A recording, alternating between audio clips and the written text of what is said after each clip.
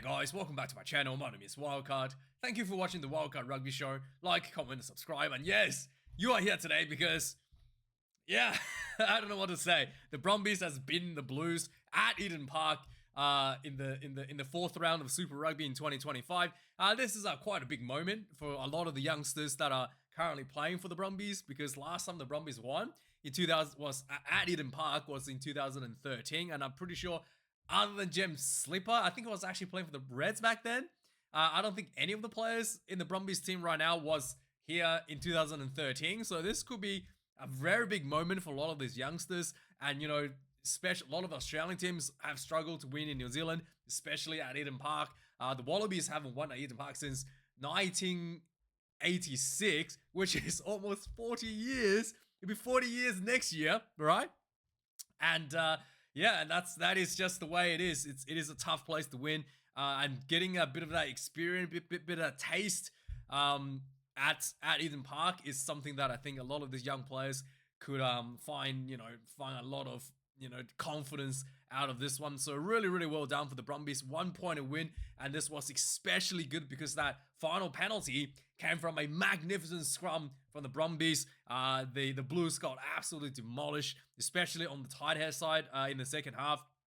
I think it was Renatal, what was his name, was just absolutely destroyed. And Renatal was absolutely destroyed by Black Scoop in the second half. It was just, magnificent effort by the Brumbies, and the scrum was dominant even the first half when Jem Slipper and Ala Alatoa was dominating Angus Tarval and Josh Fusitua as well. So there was a big scrum turnover there for them.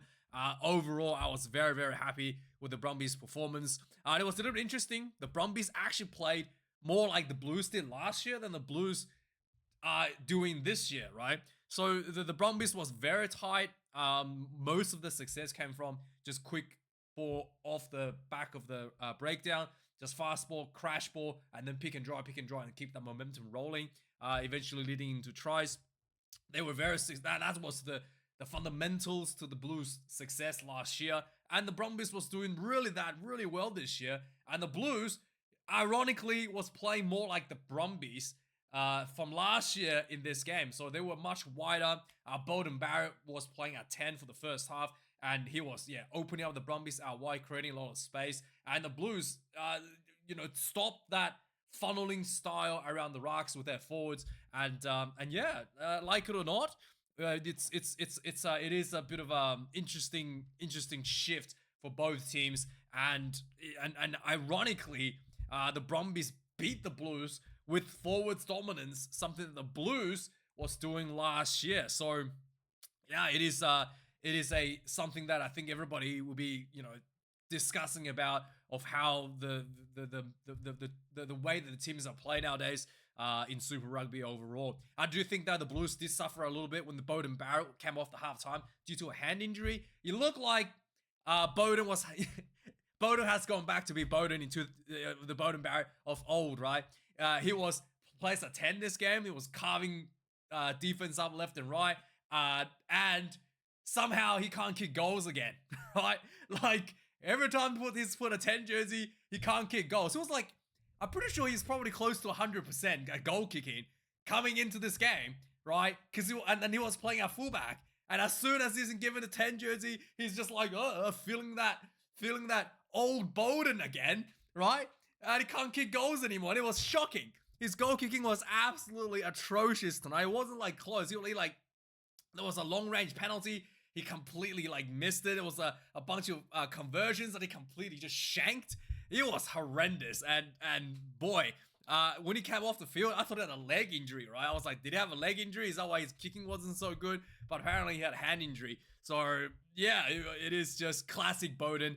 We'll get that again. But yeah, once Beauden came off, the Blues' game plan of playing a bit wider completely kind of fell apart in the second half. I felt like, and also the Brumbies kept that pressure on. The breakdown was atrocious once again for the Blues. The Brumbies turned the ball over so many times, especially in the second half. The Blues struggled with the turnover at the breakdown last week as well. So it's not something that just happened this game. It's just something that they has not been good. I know Dalton Papali'i has been out. Even last week, I think Papali'i was here last week. But yeah, it's not just Papali'i, not being here the problem. The Blues has been pretty poor so far this season at the breakdown. And the Brumbies, I felt second half played probably a bit too conservatively with the kicking game. But outside of that, they did manage to squeeze themselves through with a win, despite despite that kicking game that was put on display late in the second half. Still, a win is a win. It's a tough one, and I think it is something to put a smile on a lot of the Australian fans, regardless. Both teams were actually really good at counter-attacking from those kicking game. So some of those kicking was probably to the detriment for both teams, especially in the second half. But hey, ultimately the Brumbies managed the breakdown contest and got themselves, followed up those kicking game with turnovers at the breakdown to get themselves that little of the edge to win the game. And yeah, so let's have a look at the game stats. I think a lot of people will be a little bit disappointed with some of the goal kicking stats from Bowden. So 3 tries to 2, the Blues actually had more ascendancy. 499 run meters for the Blues and 403 for the Brumbies. 22 turnovers conceded against the Blues. My goodness, that is outrageous. The Brumbies only conceded 12, like probably the average you would get from any team. The Blues though, really good defense. 216 tackles made, only 9 missed tackles. That is outstanding. The Brumbies though, 26 missed tackles out of 167. Not nearly as good.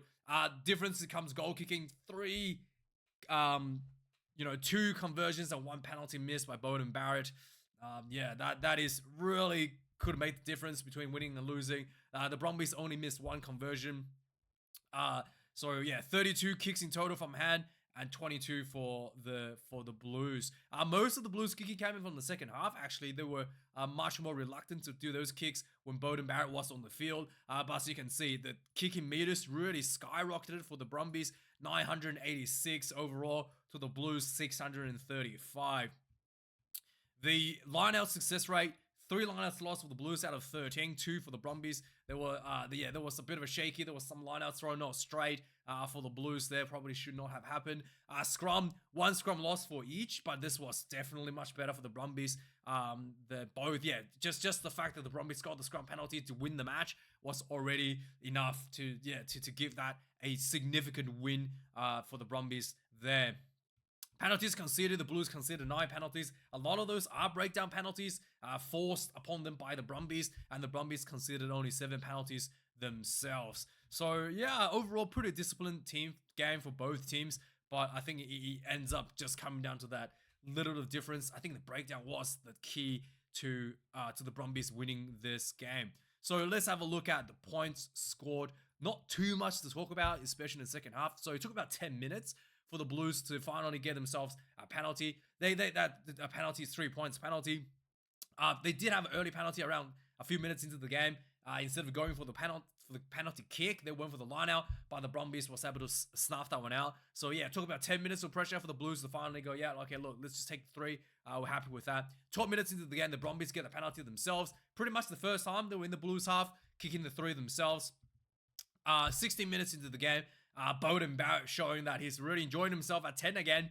He got a little nice backdoor pass to him as it was looping around around the back line. He gets the backdoor feed, and he just like put the jet shoes down and just ran through a nice gap through the Brumbies defense, straight through try time. 10 points to 3, looking like the old Bowden again. 22 minutes in the game, the Brumbies hit back with what Blues used to do, just really tight crash balls, and then just rolling that quick breakdowns into pick and goes. Got really close to try line, and then just pick and drive with big forwards, and Alatoa crashed over for the try. 10 points to 10.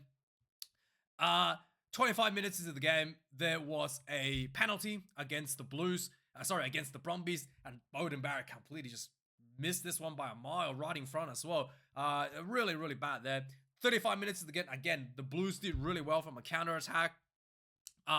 Forbes, I think his name was, did a nice little pass to Riku Ioane. Ioane passed to AJ Lamb, and then AJ Lamb passed the ball back in field to Christie, and Christie to a quick ball. Sorry, AJ Lamb got tackled short. Christie came up, picked on the ball at the breakdown, flat pass to Tarval, crashed over for the try. 15 points to 10, missed another conversion here for Bowden. 37 minutes into the game, Riku Ioane gets his 50th try, finally, after like waiting almost 2 years. Last time he scored was in 2013, May 2013. He was, it's been 2 years since he scored his 50th try. I think he's been out of form, to be honest. Surprised that he actually got a try.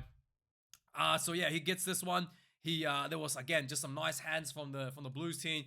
Christie took on the defensive line and then just linked up with Soafua and then passed that to Talea. Talea back in field to Riku Ioane on the nice support line. Try time, 20 points to 10. Bowden missed another one. Second half starts. Bowden was taken off at half time due to a hand injury. 43 minutes into the game, there was a penalty to the Brumbies. Meredith kicked this one, 20 points to 13. 49 minutes of the game, again, the Brumbies kept the type, just pounding through in the tight spaces. And then eventually the ball came out, spread out wide to Meredith, out wide to Tom Wright. Like a quick switch, and Tom Wright a long pass to Meredith into the corner. 20 points to 18. This one was missed. And then the game kind of just stalled out from 49 minutes all the way till 78 minutes. Both teams were just going back and forth with a lot of very conservative kicking style. A lot of breakdown turnovers from the Brumbies. And then eventually 78 minutes, there was a knock on. Brumbies get a scrum feed and they just put the squeeze on. And the Blues scrum completely disintegrated. Penalty right in front of the goalpost. And Brumbies kicked this one. Meredith kicked this one for the Brumbies. 20 points to 21. And then that was it. That was the end of the game. Brumbies win since, the win at Eden Park since 2013. So yeah, really well done by the Brumbies team. Really good to see that. Again, this is another little change from the Brumbies style. Last week, they were playing much more wider with a lot of good hands and good support running. And this week, it's more about quick breakdown speed and quick crash balls. And that switch in style from the Brumbies from week to week is something that I'm really enjoying. I think that the coaching staff has done really well to be able to adapt to the style of the opposition and change some of the play for the Brumbies themselves. Goal kicking a lot better this week. Last week the Brumbies missed a bunch of goal kicks against the Chiefs, and then this week, the goal kicking, the much more improved goal kicking turned out to be the difference between winning and losing this game for the Brumbies there as well. So really well done. Thanks for watching this video, guys. Like, comment, subscribe, and I'll see you guys later for the Six Nation reviews, and have a good weekend. Cheers.